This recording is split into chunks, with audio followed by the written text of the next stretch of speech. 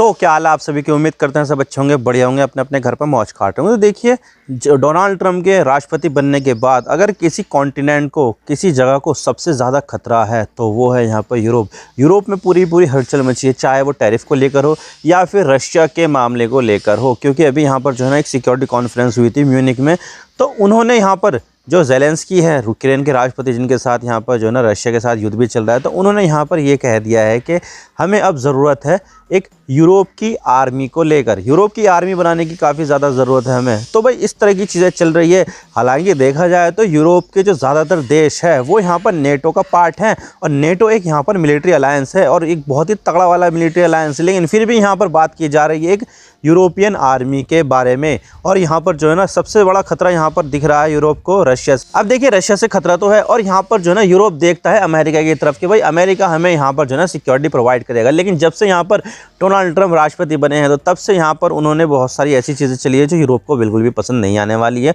उन्होंने यहाँ पर यह कहा है कि भाई मैं यहाँ पर पुतिन से मिलना चाहूँगा, और यहाँ पर बात की जा रही है कि दोनों देश यहाँ पर सऊदी अरब में मिल सकते हैं। सऊदी अरब यहाँ पर जो है ना दोनों देशों के बीच में यहाँ पर बातचीत को स्टैब्लिश करवाएगा। अब देखिए, इस चीज़ से यहाँ पर यूरोप को काफ़ी ज़्यादा खतरा हो गया, खासतौर से यहाँ पर ज़ेलेंस्की, उनका तो देश ही यहाँ पर रशिया के साथ युद्ध में है। तो ऐसे में यहाँ पर उनको महसूस हुआ कि यार ये जो है ना अमेरिका अब हमें इतनी मदद नहीं कर पाएगा, और अब हमें यहाँ पर ज़रूरत है एक अलग ही आर्मी की, और वो होगी यहाँ पर यूरोपियन आर्मी। तो बात करते हैं इसके बारे में, क्यों यहाँ पर ज़रूरत महसूस हुई है, कैसे यहाँ पर होगी, क्या यहाँ पर जो दूसरे देश है वो यहाँ पर यूरोपियन आर्मी को एक्सेप्ट करेंगे, सब बात करते हैं। लेकिन उससे पहले अगर आप चैनल पर नए हो, सब्सक्राइब जरूर कर देना, वीडियो को चाहे लाइक करो डिसलाइक करो, लेकिन चैनल को सब्सक्राइब जरूर कर देना। तो चलो शुरू कर दो।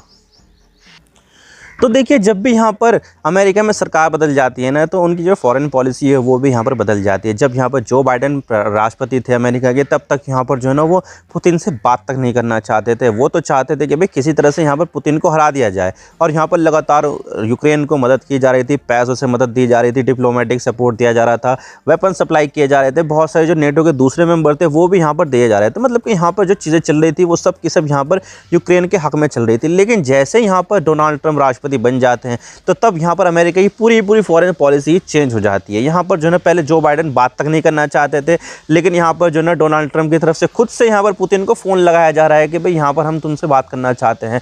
अभी तक इसका जो है ना कुछ फ्रूटफुल यहाँ पर कंक्लूजन तो नहीं आया कि भाई कहाँ पर मुलाकात हुई, कैसे, लेकिन यहाँ पर ये मोटा मोटी बताया जा रहा है कि भाई हम यहाँ पर सऊदी अरब में मिलेंगे।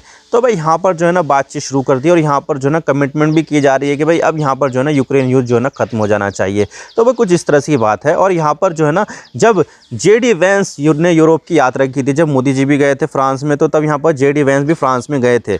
तो यहाँ पर जो है ना जेडी वेंस ने यहाँ पर ये बताया था कि भाई यूक्रेन और यूरोप के बीच में जो है ना सिक्योरिटी इवॉल्व हो रही है, लेकिन यहाँ पर यूरोप को भी अपने आप खुद से एडजस्ट करना पड़ेगा। अब देखिए, खुद से एडजस्ट करने वाली बात यहाँ पर यूक्रेन को अच्छी नहीं लगी, और उन्होंने यहाँ पर म्यूनिक सिक्योरिटी कॉन्फ्रेंस में ये बोल दिया कि भाई अब हमें यहाँ पर जो है ना एक अलग यूरोप की आर्मी की ज़रूरत है। और यहाँ पर यूरोप कोई भी ऐसी पीस डील साइन नहीं करेगा जिसमें यहाँ पर यूक्रेन का डायरेक्ट इन्वॉल्वमेंट ना हो। क्योंकि देखा जाए तो यहाँ पर जो बातचीत हो रही है वो रशिया और अमेरिका के बीच में है। तो यहाँ पर रशिया और अमेरिका के बीच में बातचीत हो रही है, लेकिन युद्ध कहाँ पे चल रहा है, वो यूक्रेन और रशिया के बीच में चल रहा है।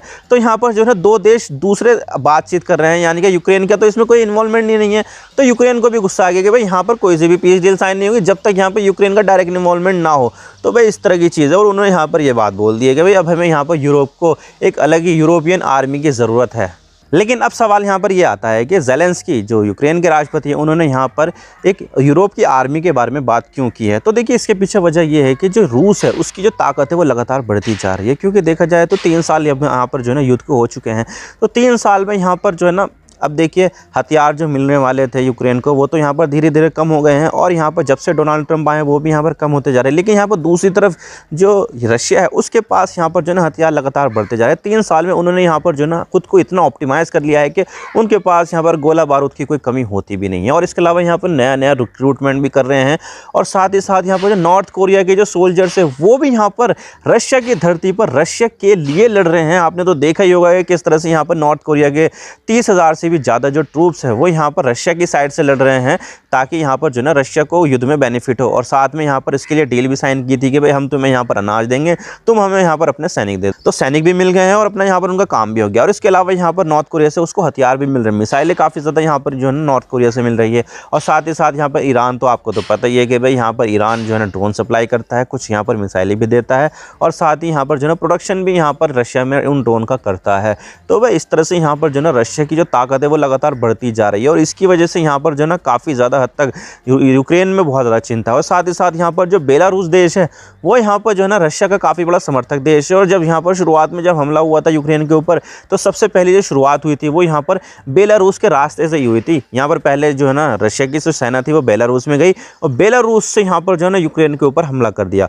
तो भाई यहाँ पर जो है ना अब ऐसा लग रहा है कि भाई यहाँ पर फिर से जो है ना रूस बेलारूस का यहाँ पर सहारा लेकर दूसरे यहाँ पर जो यूरोपियन देश है उनके ऊपर हमला कर सकता है। तो ऐसे में यहाँ पर जो है ना उनको ये डर लगा कि भाई ये सब चीज़ें जो है ना सही नहीं हो रही है, और इससे यहाँ पर यूरोप के दूसरे देशों को भी काफ़ी ज़्यादा खतरा हो सकता है कि क्यों ना हम यहाँ पर जो है ना यूरोप की एक अलग ही आर्मी बना दें।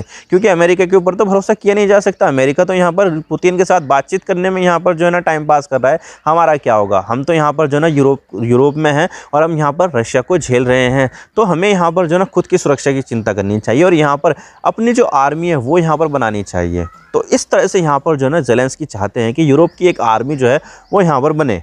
अब देखिए ज़ेलेंस्की ने बात तो बोल दी है कि भाई यूरोप की आर्मी बनाएंगे, लेकिन इस बात का जो है ना रिसेप्शन इतना अच्छा हुआ नहीं है। क्योंकि देखा जाए तो फ्रांस की तरफ से भी बोला गया कि भाई ये यहाँ पर नेटो तो है, नेटो के अंदर यहाँ पर काम करेंगे ना। और साथ ही यहाँ पर जो पोलैंड है उन्होंने भी यहाँ पर बोल दिया कि भाई इस तरह की कोई ज़रूरत नहीं है, यहाँ पर पहले से नेटो है। लेकिन हाँ, एक बात को लेकर यहाँ पर जो है ना उन्होंने यहाँ पर ये भी एग्री किया है कि जो नेटो के अंदर या फिर जो यूरोप के अंदर जो देश है वो यहाँ पर अपनी जो मिलिट्री जो डिफेंस से रिलेटेड प्रोडक्ट है उसका जो प्रोडक्शन है वो यहाँ पर बढ़ा सकते हैं और साथ में यहाँ पर कर भी सकते हैं। यानी कि यहाँ पर जो है ना उन्होंने डिफेंस रिलेटेड ये बात तो बोली है कि भाई यहाँ पर कोई नेटो का मेंबर है नहीं है, लेकिन इसको मतलब नहीं है जो यूरोप में है वो शायद यहाँ पर जो है ना साथ में डिफेंस से रिलेटेड जो चीज़ें वो यहाँ पर बना सकता है, वो यहाँ पर प्रोडक्शन कर सकते हैं। तो कुछ इस तरह की तो बात तो उन्होंने बोली है। लेकिन यहाँ पर जो है ना उन्होंने यही बात बोली है कि नेटो यहाँ पर है और नेटो के अंदर यहाँ पर जो है ना हम यहाँ पर बहुत सारी चीज़ें कर सकते हैं। लेकिन मसला तो यहाँ पर यही आ जाता है कि यूक्रेन जो है वो नेटो का पार्ट है ही नहीं।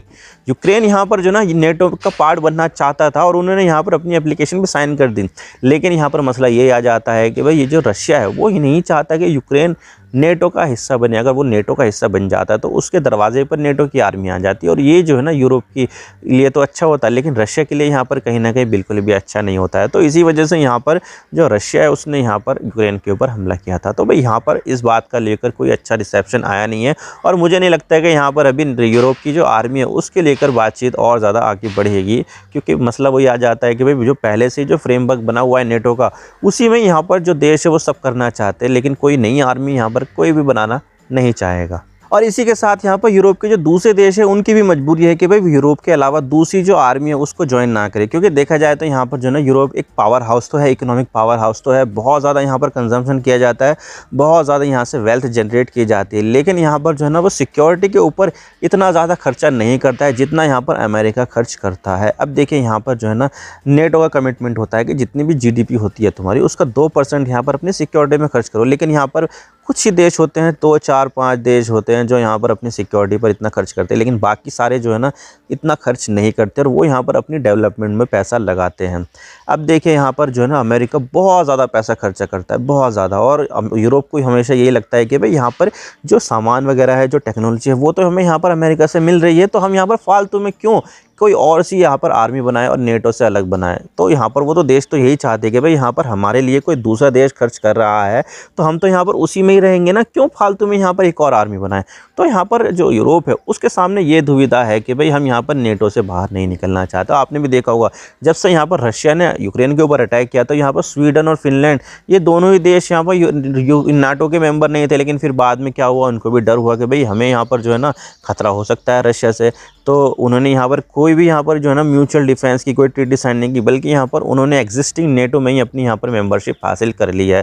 तो क्या मसला ये मसला यही आ जाता है कि जो देश है यूरोप के जो यहाँ पर नेटो के मेंबर है वो यहाँ पर नेटो की मेंबरशिप छोड़कर किसी दूसरा मिलिट्री अलायंस में शामिल नहीं होना चाहते, क्योंकि उनको पता है कि भाई जो दूध देने वाली जो गाय हैं वो यहाँ पर अमेरिका है, अमेरिका यहाँ पर बहुत ज़्यादा पैसा खर्चा, उनके से यहाँ पर बहुत ज़्यादा मदद मिलती है। और वैसे भी यहाँ पर जो है ना, जो आर्टिकल 5 है नेटो का, वो तो यहाँ पर यही कहता है कि किसी भी देश के ऊपर हमला होता है तो सारे देश मिलकर यहाँ पर उसके ऊपर हमला कर देंगे। तो भाई उनको यहाँ पर एक सिक्योरिटी गारंटी मिली हुई है, तो फालतू में क्यों यहाँ पर जो है ना कोई तीसरा जो मिलिट्री अलायंस है वो यहाँ पर इस्टेब्लिश करेंगे। एक तो खुद की मिलिट्री, नेटो की मिलिट्री, क्यों फालतू में तीसरे जो मिलिट्री अलायंस है वो शामिल हो, बिल्कुल भी नहीं होना चाहते हैं वो। तो देखिए यहाँ पर यूक्रेन को जो नेटो की मेंबरशिप मिलने वाली है, बिल्कुल भी नहीं मिलने वाली है। डोनाल्ड ट्रंप के अंडर यहाँ पर डोनाल्ड ट्रंप ने तो सीधा कह दिया कि भाई यहाँ पर ऐसा कुछ पॉसिबल ही नहीं है कि यूक्रेन को यहाँ पर हम नेटो की मेंबरशिप दे दे।